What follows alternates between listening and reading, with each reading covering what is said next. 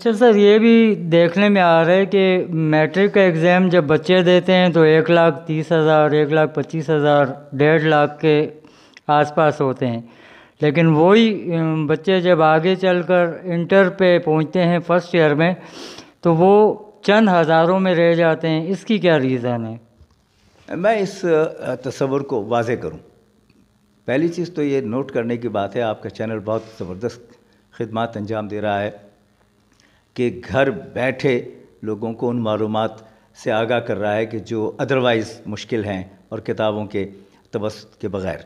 تو میں پہلی تو یہ چیز ہے جس پر آپ کو میں سلام کرنا چاہتا ہوں.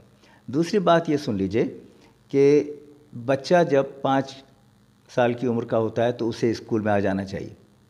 ہمارے یہاں پارٹیسپیشن ریٹ 85% ہے، ڈراپ آؤٹ ریٹ 20% ہے، تو 65% رہ گئے جو 5ویں تک جاتے ہیں، پھر اور آگے جا کے مزید کم ہوتے ہیں. یہ چھلنی میں پانی بھرنے کے مترادف ہے. چھلنی کے چھید جب تک بند نہیں کریں گے پانی نہیں ٹکے گا. اور انٹرنیشنلی جو تعریف تسلیم کی جاتی ہے لٹریسی کی وہ ہے کہ 11 سال کا بچہ اگر آ گیا ہے کسی اسکول میں تو ٹھیک ہے، اگر وہ باہر ہے تو الیٹریٹ مانا جاتا ہے. تو وہ ہے اصل چیز تناسب کے اعتبار سے کہ جس کو کور کرنا ہے. اب جہاں تک میٹرک کا تعلق ہے، میں ذرا سی اس بات کو کلیئر کر دوں کہ 9th اور 10th دونوں کو ملا کے میٹرک کی جو اسٹرینتھ بنتی ہے وہ تقریباً 3 لاکھ بنتی ہے. ان 3 لاکھ میں 70% بچے جو ہیں وہ پرائیویٹ سیکٹر سے آ رہے ہیں اور 30% جو ہیں پبلک سیکٹر یا گورنمنٹ سے آ رہے ہیں. اور پھر جب ان کا رزلٹ آتا ہے، جو بھی رزلٹ ہو، اس میں 80% پرائیویٹ اسکول کی طرف جاتے ہیں، 20% یہاں. A1 گریڈ کا جب رزلٹ آپ دیکھیں تو 85% پرائیویٹ کا ہے، 15% ادھر کا ہے. اور پوزیشن کو دیکھیں تو 100% پرائیویٹ کی ہے کم و بیش اور 0% یہاں ہے. یہ کیوں ہے؟ اور جب انٹر میں وہ لوگ جاتے ہیں تو آپ نے خیر جو عدد بتائیں اس کا تھوڑا سا فرق ہے، وہ تقریباً 1.5 لاکھ ہوتے ہیں، 2 لاکھ کے قریب بھی آ جاتے ہیں مختلف فیکلٹیز کو ملا کے. وہاں صورتحال اور زیادہ ابتر ہو گئی جب 20% رزلٹ کامرس کا اور 38% پری میڈیکل کا اور 32% پری انجینئرنگ کا آ رہا ہو تو کتنا بڑا یوتھ کا سیگمنٹ جو ہے وہ فیل ہو رہا ہے. تو پوچھا یہ جانا چاہیے کہ 20% رزلٹ کا مطلب ہے 80% فیل ہو گئے. تو اتنا بڑا چنک فیل کیوں ہو رہا ہے؟ کیا پڑھائی نہیں ہو رہی یا اسیسمنٹ صحیح نہیں ہو رہا؟ یہ سنجیدگی کی چیز ہے کہ جس کی طرف حکومت کو توجہ دے کے یہ جو نوجوان نسل فرسٹریشن کا شکار ہو رہی ہے اس کا علاج کیا جائے. تو سر ماشاءاللہ آپ کے پاس بڑے اچھے فگرز ہیں. ضیاء الدین میں کیا تناسب رہا پہلے سال کا؟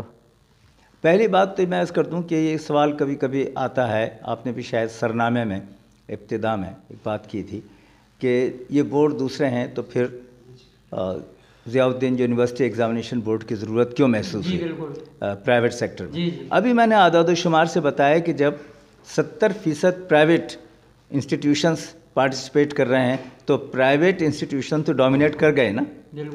دنیا میں کہیں نہیں ہے کہ جہاں امتحانات 100% سرکار لیتی ہو.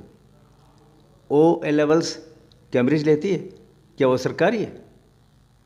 آکسفورڈ یونیورسٹی سرکاری نہیں ہے، جامعہ ازہر بھی سرکاری نہیں. تو اس لیے آغا خان بورڈ جب آیا وفاق کا 2005 میں آیا تھا، اس کے 14 سال بعد اب صوبے میں ایک پرائیویٹ سیکٹر کو یہ اجازت دی گئی ہے. جہاں تک فرق کا تعلق ہے تو وہ سن لیجیے. یہ جتنے بورڈز ہیں سب کے سب سندھ اسمبلی کے ایکٹ سے کریٹ ہوئے ہیں. ضیاء الدین یونیورسٹی ایگزامینیشن بورڈ بھی سندھ یونیورسٹی کے ایکٹ سے جو میں 2018 میں پاس ہوا وہ کریٹ ہوا ہے. اس کا مطلب ماں تو ہماری ایک ہوئی نا بھائی. بالکل. اب ماں کے جو بچے ہوتے ہیں ان میں ضرور امتیاز ہوتا ہے، کوئی جنس کے اعتبار سے، صنف کے اعتبار سے، لڑکا ہے لڑکی ہے، گورا ہے، گندمی رنگ ہے، لمبا ہے، چھوٹا، یہ مزاج میں فرق میں عادتیں، ایپٹیٹیوڈ وہ یہاں بھی ہے. وہ یہ کہ یہ جو سیکنڈری بورڈ ہے، میٹرک بورڈ جسے کہتے ہیں، وہ 9th 10th کا امتحان لیتا ہے صرف. انٹر بورڈ 11ویں 12ویں کا لیتا ہے. وہ 11ویں 12ویں کا نہیں لے سکتا, وہ 9ویں 10ویں کا نہیں لے سکتا. ہم 9ویں 10ویں 11ویں 12ویں کا لیتے ہیں, ہمارے پاس مینڈیٹ پورا ہے. اسی طرح کراچی بورڈ جو ہے وہ صرف کراچی کے تعلیمی اداروں کو ایفیلیٹ کرتا ہے, ہمیں پورا سندھ دیا گیا ہے. اسی لیے اب ہمارے یہاں ٹنڈو آدم لاڑکانہ, میں ریکارڈ پر لا رہا ہوں, ٹنڈو آدم لاڑکانہ, دادو, حیدرآباد, میرپور خاص, میرپور, ماتھیلو کے جو ادارے ہیں وہ ہم سے ایفیلیٹ ہو گئے ہیں اور ہو بھی رہے ہیں ماشاءاللہ. تو ایک بڑا چنک ہو گیا. اس لیے ہم نے کم وقت میں اپنی توقع سے زیادہ ایفیلیشن یہاں ہوئے. اور جس طرح آپ نے اشارہ فرمایا, ہم نے تمام میڈیا کو ساتھ لے جا کر, جس میں آپ کا بھی تھا, سینٹرز وزٹ کیے تھے. اس لیے کہ جب کوئی چیز ڈھکنے چھپنے کی نہیں ہے تو کیوں چھپایا جائے. تو اس اعتبار سے ہم نے پھیلا دیا. اور پھر جب ہم نے نتائج نکالے شفاف, تو پہلی مرتبہ آپ دیکھیں 9th کلاس کا رزلٹ نکالا ہے, جبکہ وہ نومبر دسمبر میں نکلتا ہے. اور ایسے ہی فرسٹ ایئر کا رزلٹ بھی دیر سے. ہم نے اس لیے یہ بات کی کہ بچے پریشان ہوتے ہیں, والدین پریشان, اساتذہ پریشان. جو بھی چیز ہے ہم نے سینٹرلائز اسسمنٹ کیا ہے, ایک پیپر بھی ہوم کے لیے نہیں بھیجا. تو ان تمام جو انداز اور اقدام ہیں ان کی وجہ سے اب اتنی تیزی کے ساتھ یہ بورڈ جو ہے وہ لوگوں میں مقبول ہو رہا ہے کہ وہاں سے ٹی سی لے کر لوگ آ رہے ہیں. اور ہم کشادہ دلی کے ساتھ انہیں خوش آمدید کہہ رہے ہیں, اس لیے نہیں کہ یہاں کوئی اکنامک فیکٹر ہے, بلکہ اس لیے کہ جتنی زیادہ سہولیات میرٹ کے اعتبار سے طلباء کو ملے وہی ہمارے مستقبل کے لیے بہتر.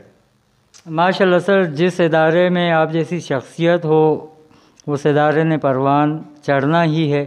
سر میں چاہوں گا کہ آخر میں آپ جو اساتذہ اور اسٹوڈنٹس کے درمیان ایک گیپ آتا جا رہا ہے, جو عزت و احترام کا ایک رشتہ ہوا کرتا تھا, اس میں کمی دیکھنے میں آ رہی ہے. تو سر اس کی وجوہات پہ روشنی ڈالیے گا. بہت صحیح کمزوری کی طرف آپ نے اشارہ کیا ہے. کوئی شک نہیں کہ اس وقت ٹیچر کو رول ماڈل سمجھا جاتا تھا, اس سے ڈرا بھی جاتا تھا, احترام بھی کیا جاتا تھا, اور اس کی بات کو مانا بھی جاتا تھا, اور اس کی تقلید کی جاتی تھی, کاپی آؤٹ تھوڑی سی اس انداز میں لایا جاتا تھا خود کو جو استاد ہوتا تھا. اب صورتحال بدل گئی ہے, دو حصوں میں بدل گئی. یا تو ٹیچر دور ہو گیا ہے یا اتنا قریب ہو گیا کہ دوست ہو گیا. ان دونوں چیزوں کے درمیان تناسب ہونا ضروری ہے. اب بھی میں یہ کہتا ہوں کہ اساتذہ پر دیکھیے, خدا نہ کرے, اللہ نہ کرے, خاکم بدہن, اگر کوئی پل گرتا ہے تو انجینئر کی غلطی سے کچھ جانیں ہلاک ہوتی ہیں, لیکن اگر نظام تعلیم خراب ہوتا ہے تو ایک ٹیچر کی غفلت سے نسلیں بگڑتی ہیں. میں یہی بات کہتا ہوں کہ ٹیچر کو اپنے پروفیشن کو پیشن بنانا چاہیے, پیشے کو مشغلہ بنانا چاہیے.